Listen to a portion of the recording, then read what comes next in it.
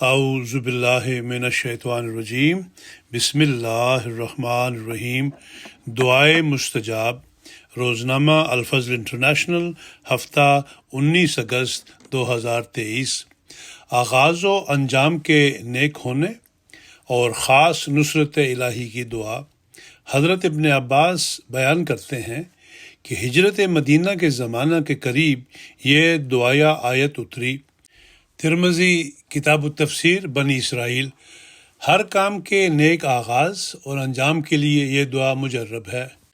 وَقُلْ رَبِّ أَدْخِلْنِي مُدْخَلَ صِدْقٍ وَأَخْرِجْنِي مُخْرَجَ صِدْقٍ وَاجْعَلْ لِي مِن لَّدُنْكَ سُلْطَانًا نَصِيرًا۔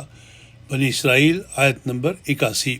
ترجمہ: اور تو کہہ، اے میرے رب، مجھے اس طرح داخل کر کہ میرا داخل ہونا سچائی کے ساتھ ہو، اور مجھے اس طرح نکال کہ میرا نکلنا سچائی کے ساتھ ہو، اور اپنی جناب سے میرے لیے طاقتور مددگار عطا کر۔